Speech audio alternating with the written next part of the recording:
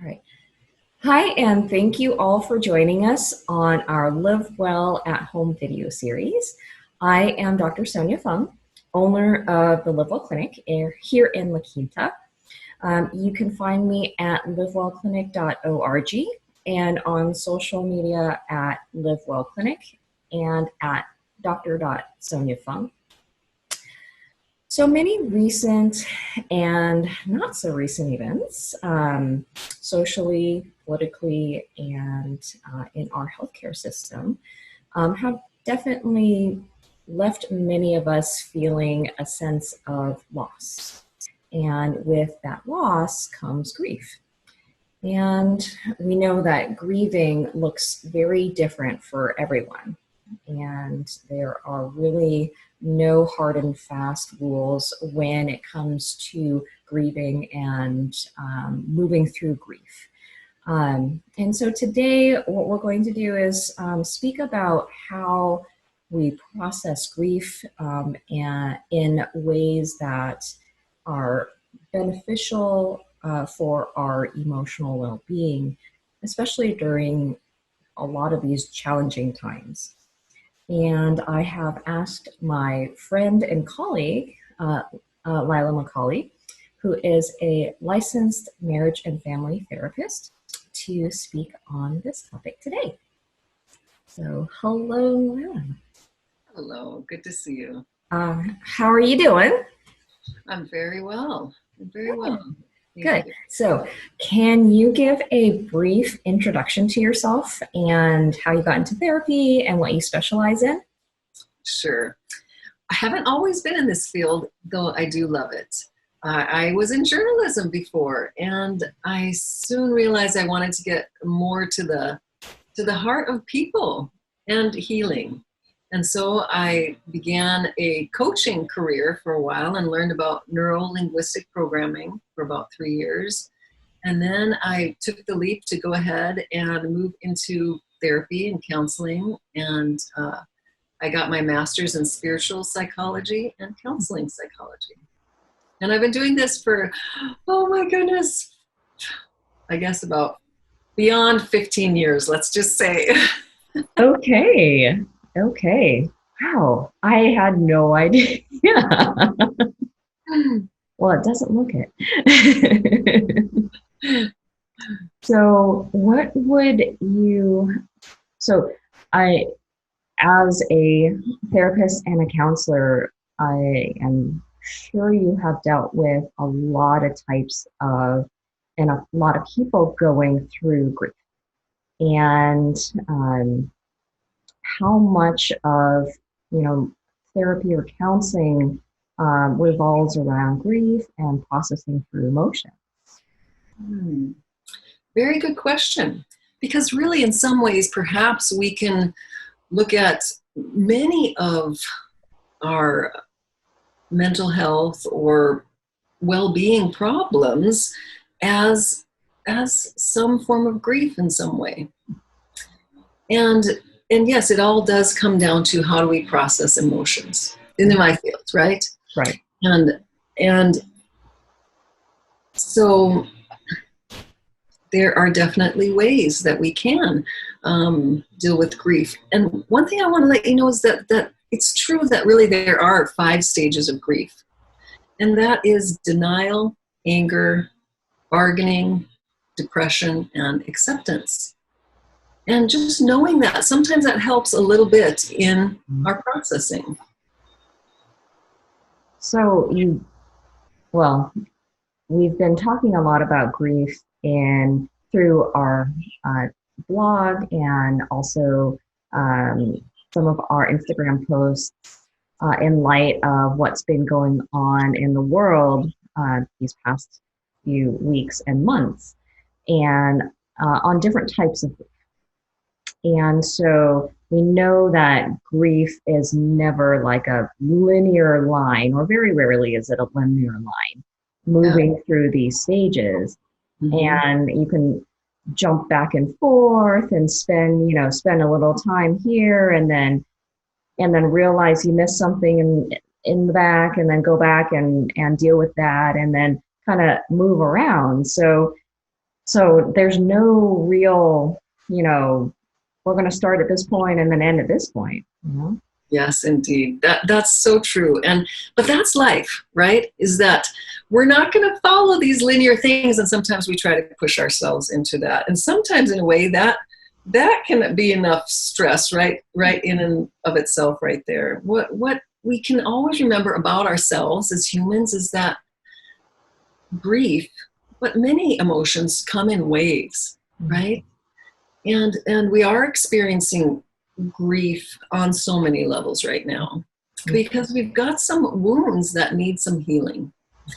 And so one way of just kind of keeping this in mind is that when we know that we're going to be going through the waves of grief or anxiety or depression, whatever might be going along, anger, then a theme that I always just try to get across as much as possible is gentleness. Okay?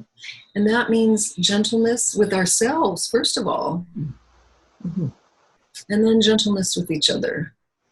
And we have a culture, if we can put it this way, in our country of learning about being hard on ourselves. And when we're in any form of healing, that's one of the first things to remember is let's just be gentle with ourselves first and then with each other.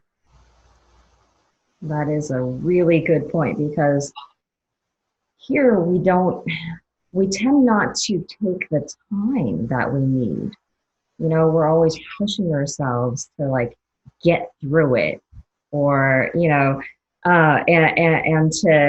and to get over it, and to, not really take the time to sit through it, or sit in it and explore these emotions.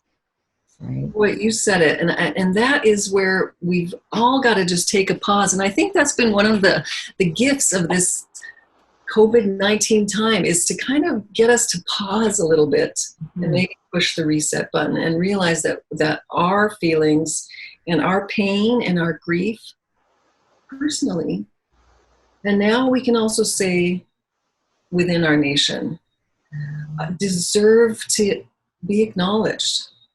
Okay, the pain, the first step is to really acknowledge it. Okay, and then as we go through the process, that just like a wound on our arm or something, we go into triage, right? And we say, okay, how do I fix this? And we might need to call out for help, just like our society is doing right now. We call out for help. I need help with this. Or we go inward and say, okay, I just really need a little break and a little time to work on this. And sometimes these wounds cause some scar tissue. And we can say that many of our national family is experiencing this scar tissue over many, many years of wounding and grief. And this needs to be acknowledged, first of all, just like with our own personal pain, okay? And then we begin to focus on the healing, and we take time, just like you said, Dr. Fung, we take time to address what needs to be fixed, what needs to heal, okay? On the, emotionally and mentally, it all, as you've always told us, it's a holistic package here that we've got. And let's take some time and focus on the healing work that does need to happen. So what do you suggest for, some practical steps, like to sit with that gentleness or acknowledgement? How do you go about this, like stepping through this process or stepping into this process? Indeed. And I like to look at it kind of on the 4 levels of consciousness: physical, mental, emotional, and spiritual, if that applies. So physically, let's just think about, what do our bodies need? Okay. And this is something that I'm really kind of checking in with everybody right now is, are you getting some movement? and some exercise. This is so critical, especially when we've been kind of stuck at home. We've got some pent up energy. So then also, you know, I really put it out there that connecting with nature on some level can be so fulfilling and to kind of help fill those places inside, which brings me to this next step. And this is a two-part process that I always encourage. When we have big feelings, we need to get them out. Okay, we need to get them out of our system. How do you do that? You talk with friends, supportive people. You write it out. You draw it out. You get it out. You cry it out sometimes. Now, part two is that you've just created some space inside. What are you going to do with that space? How do you fill it?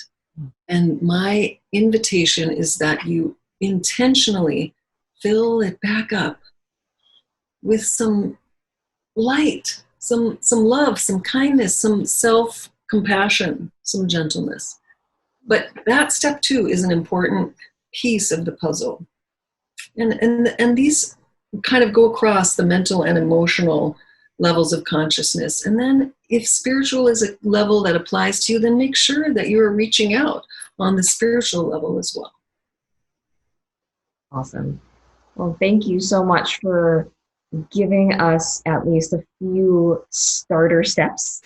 It's not, I don't know, like sometimes it's not as easy as what it sounds like.